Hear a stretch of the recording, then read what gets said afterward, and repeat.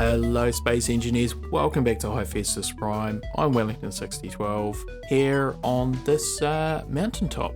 Why am I here? Well, I decided that I would name this mountain. So this is kind of the mountain that the base is under. So this will not only be Mount Rutherford, but the base will be Fort Rutherford. But more about Lord Rutherford later.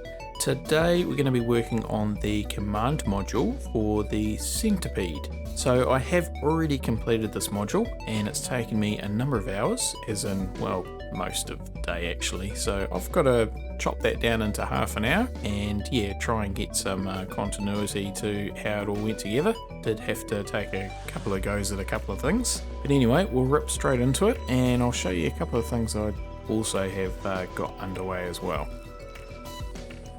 The first being all this ammo that I picked up from that scouting outpost. I mean, there was like 2,000 odd magazines there. So I started breaking this down in the beast assembler, but then that sort of mucked up when I wanted to assemble some other things. So I've transferred it over into the drill because that's just sort of sitting there doing nothing, that basic assembler. And yeah, so that's just quite happily breaking that stuff down and actually turning the iron into steel, so that's working well. Back here at the beast assembler, refinery I should say, all that stone that I was pulling last time has converted into quite a lot of iron, so that's good, so I can queue up some motors because I'm going to need lots of those today. So we'll just head over to where I'm going to be building the command module. I'll be attaching it to the storage module here, so I'll use that as a base. But first of all, just have a very quick look at this over here. So I've plumbed in the flyer, so it is charging. I'm not sure if those conveyors are connected. I can't remember if I finished them off or not. But anywho, onto the command module. Now, not for the first time this series, I feel obliged to have a bit of disclosure. This is the third time, I think, that I've started off this build for this module. Yeah, the issue that I had the first couple of times, which I sort of overcome on this version, was fairly early in the piece, so I'm not saying I built the whole thing and canned it. Just putting in the cockpit windows, so they just really weren't sitting right. So I sort of went back to square one really a couple of times. But this time, yep, I go right through start to finish. Now I'm using the standard connection here, the merge block and the connector in the standard configuration, just naming things nice and early.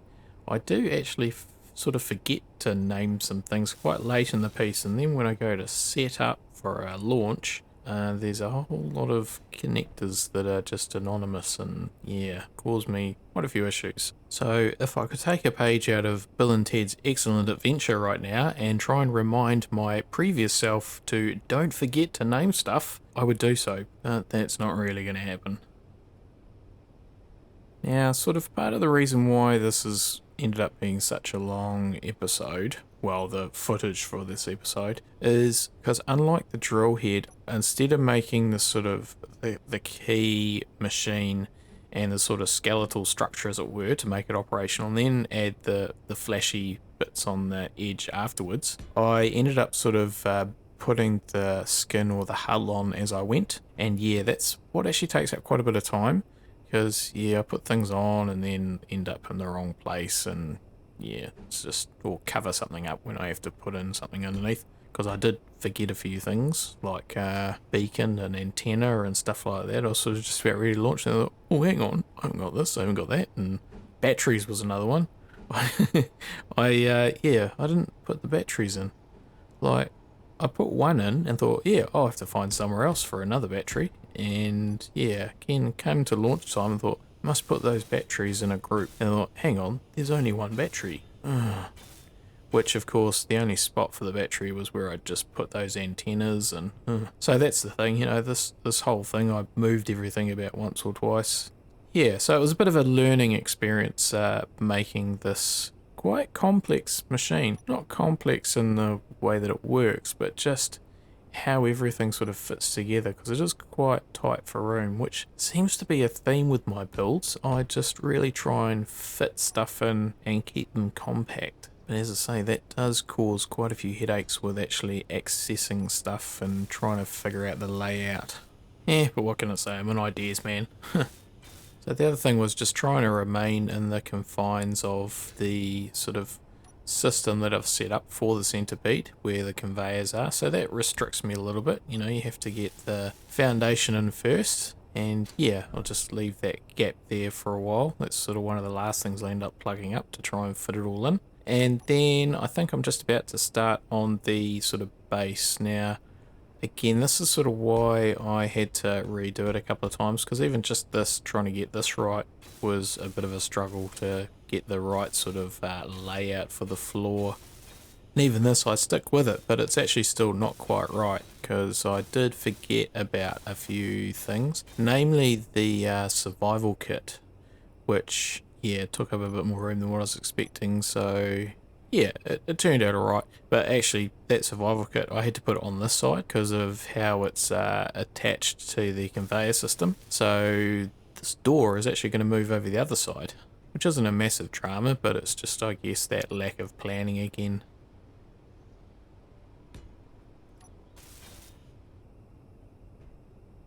And on to the windows, one of my favourite jobs. Not.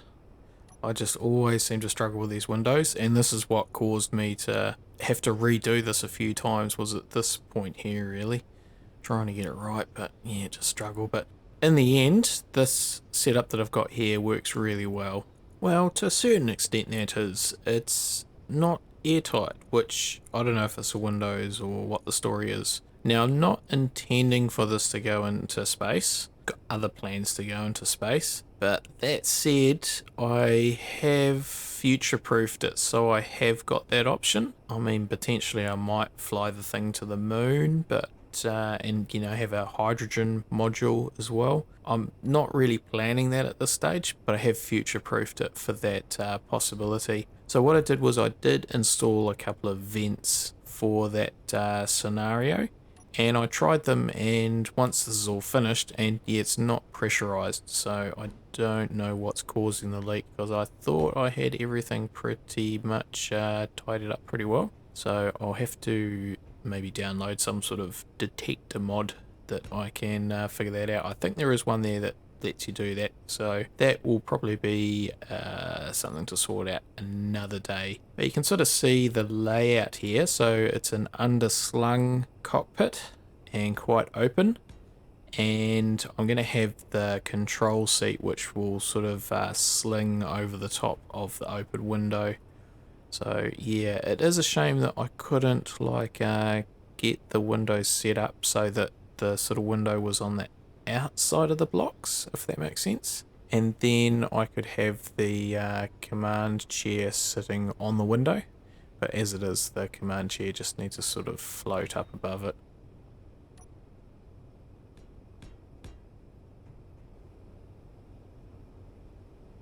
Now, just getting back to what I was talking about in the intro in regards to the naming for this base. So I've decided to call it Fort Rutherford, along with the mountain that it's under, Mount Rutherford. So the Rutherford that I have named this location after is Ernest Rutherford, who is a rather famous physicist born here in New Zealand back in the late 1800s. And in the early 1900s did a lot of research and discovered a lot of stuff to do with atomic theory. So nuclear reactions, and he was the one that came up with the concept of radioactive half-lives and that sort of thing. Won a Nobel Prize for chemistry, and he's on our $100 banknote. So that gives you an idea of how famous he is, because not everybody ends up on a banknote. And yeah, just looking at the Wikipedia page as well, he's actually had a element named after him back in 1997 called, where's it gone? Rutherfordium? Rutherfordium. Element 104. Well, there you go.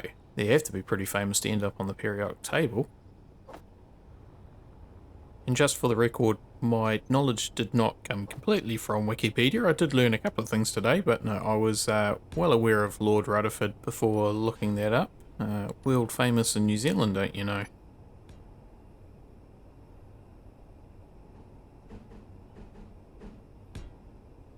So back to the build, and just putting these conveyors in along the top here. So you can sort of see why I set it up the way I set it up way back at the start when I did the, what did I do? The storage module. Because there was always going to be stuff sort of slung under it.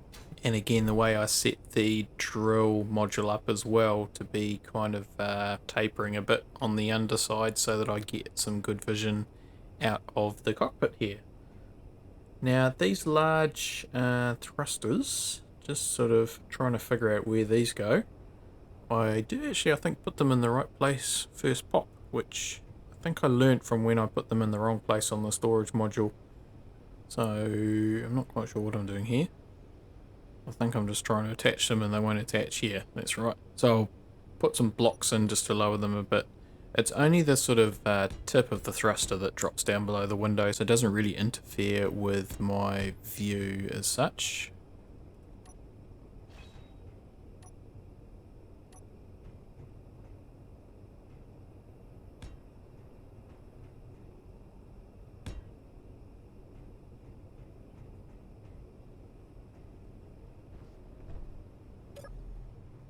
And there we go, no worries.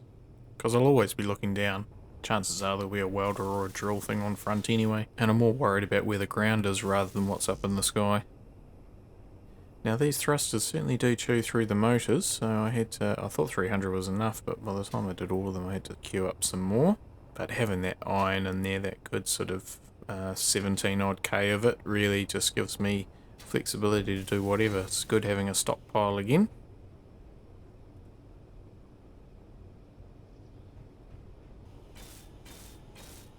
Now the placement of the forward and reverse thrusters, I initially thought that I was going to use a large thruster or a pair of large thrusters in here, and they just don't really fit, plain and simple.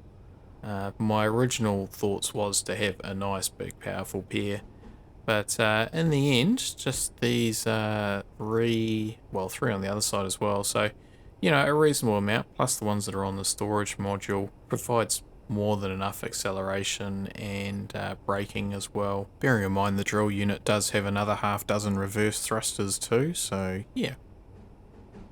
So what I think I might do now is a bit of a montagey thing, because we're at the point where I think that basic structure is there and you can see where I'm sort of aiming at, and everything else is just sort of filling in the gaps really.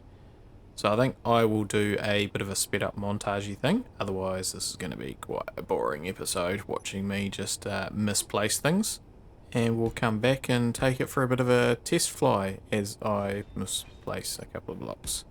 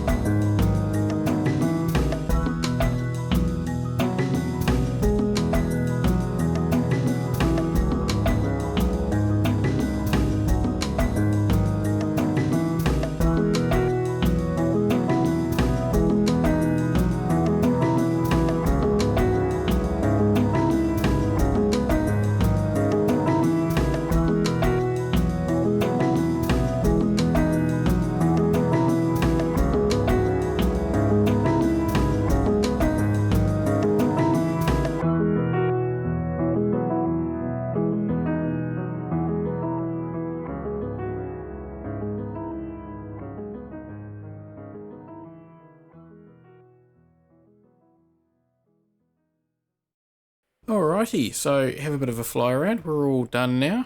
If I'm completely honest, this is my second attempt at a fly around because the first time I realised I didn't put any lateral thrusters on it. So that's just trying to figure out where they went. So that's why they're in the nose there rather than anywhere else, because that's the only place they really fit.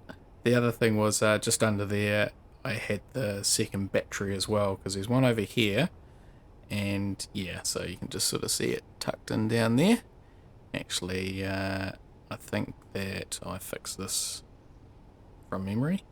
Yeah, because I've got the beacons and stuff in here. So when I put that second battery in the front and the nose, I had the beacons and antenna in there. So I had to remove those to fit the battery in. Although I actually moved the battery again closer to the cockpit and they could have stayed in there the whole time. But anyway, never mind. Such is life. Have to do things 2 or 3 times it seems. So I didn't actually record putting those antennas and stuff in. There was vast amounts of stuff that I deleted in the edit. In fact, an awful lot of it was just standing around trying to figure out where I was going to put stuff. There was a lot of just standing there. I had to carve out those as well because I found that I couldn't tell whether stuff was hooked up or not. So I made everything just a little bit tight there. And you can't really tell from the cockpit with the merge blocks whether they're connected or not. What else? So yeah, there's those thrusters around the front there, which, yeah, completely forgot about. I don't know how I missed those, but anyway, that was really the only spot that I could sort of fit them in, because, yeah, in comparable locations to where they were in the other modules, they ended up being sort of inside the cockpit. So it's a good height to get in the door. I can just jump up quite easily and get in, don't need to worry about the jetpack or anything. And I've put those screens in, ready for some stuff. I'll put various details in there, so that's good to have those. There's actually room up there for some big ones if I want. Yeah, something to think about. What else have we got? Yeah, visibility's not too bad. So yeah, let's have a bit of a fly, eh? And see how we go. Alright, so acceleration's pretty good actually. I wasn't expecting it to be that good. I was anticipating having to put a couple of large thrusters on this, but really the sort of, well, there is half a dozen of them, so yeah, I guess that's quite a few. But anywho, those scientific ones are quite cool at night with the bright thrust pattern coming out of the back of them. I do have to sort of stop doing all my test flights and test drives at night time though. I said after I think the buggy was it, or the beast, that I must remember not to do that anymore, and oh, here we are again. Anywho, let's just stop and have a bit of a look. I'm quite happy with how it's actually turned out. It's quite an ugly thing, but that's not a bad thing. It reminds me actually of a locomotive engine, like the sort of blocky diesel locomotives of the 80s and 90s and 2000s. And they're probably still making them now, I would imagine. Anyway, so what I might do is head over to the trading post and just see if there's any contracts to pick up.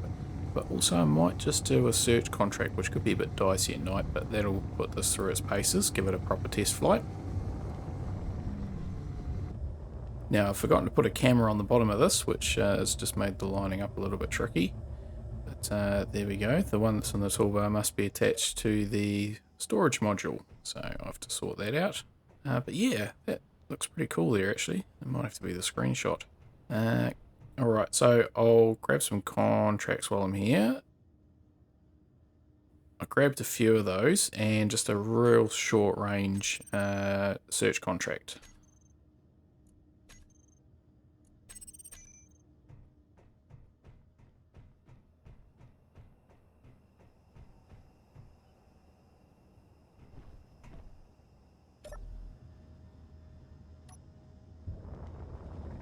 Certainly nothing wrong with output acceleration, especially when it's empty, bearing in mind that the 2 thrusters are probably a little bit overkill, but they will supplement the other ones that are on the storage module and drill head, that sort of thing, so yeah.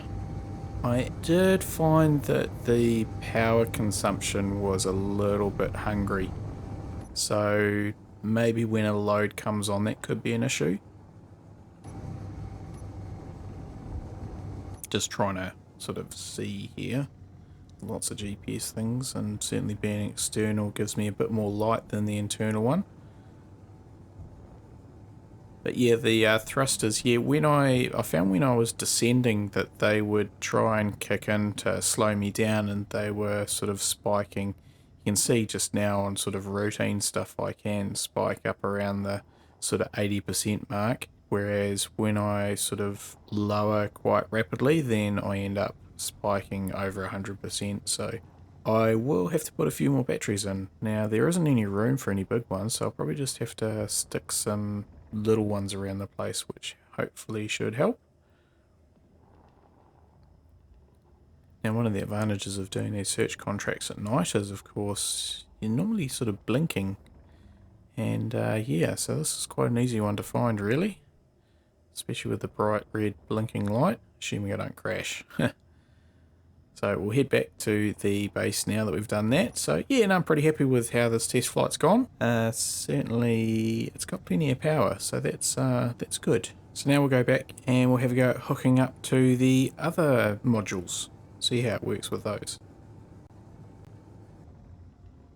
Just coming in a little bit hot there, and whoops.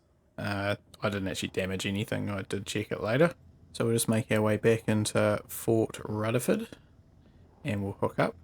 Just need to sort out a couple of things at the front there as well, which I'll just check that grapefruit. So the grapefruit has been toing and froing, and even though I put lots of stuff in that container out at Treasure Island, it's brought all of it back. I don't think there's anything left over there now, so certainly a grinder attachment will be the next thing to do on this grinder module, I should say. Just going to park it here and give it a little bit of a charge. So yeah, again, that lack of bottom camera does make life a little bit tricky. And I haven't got that connector hooked up on my toolbar yet as well. So managing all the different toolbars with the different modules is going to be a challenge, which is why I've got all those screens there, because I'm going to utilise that, I think. So just have a quick look at this grapefruit. I can't remember whether I emptied it or not, but I'm pretty sure that the container over at Treasure Island is empty, so that's why I'm not sending it back.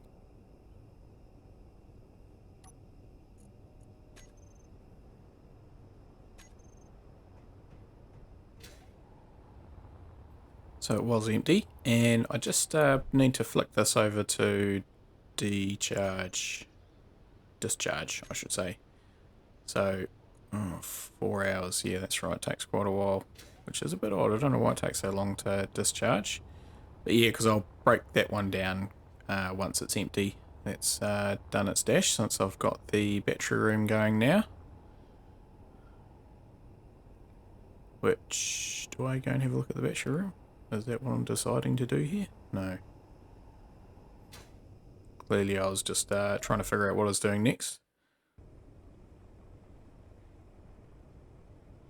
So just lining these up, yeah, I'm going to have to do something about reversing cameras and that sort of thing. The other problem that I have had is connecting the merge blocks. Well, not so much connecting them, just actually knowing that they're connected. And part of the problem when they're not connecting is that they don't seem to connect when the landing gears are locked in. So yeah, the landing gears actually cause me quite a bit of problem. So you can see it's not actually locked there even though I'm in the right place. And the reason for that is the landing gears in the storage module are locked. But even though I'm not connected, I can still actually communicate with the storage module. It's a bit strange because I'm not connected via the connector or the merge block, yet I'm able to talk to it. So it's a bit weird. And yeah, it seems to be that even when they're turned off, when I make a merge connection, it will relock them. So turning them off in the unlocked position doesn't help because it still locks them afterwards. So that's going to have to be something I'm going to have to work through in regards to the landing gears. I'm not sure how I'm going to overcome that. I might have to use timers or something to use for a lock-unlock system, which is, yeah. The issue is that the drill only has the 2 landing gears, so if that unlocks at the wrong time, it's going to fall over. So whether I have to put an extra landing gear on there, I'm not too sure. But I shall work through that.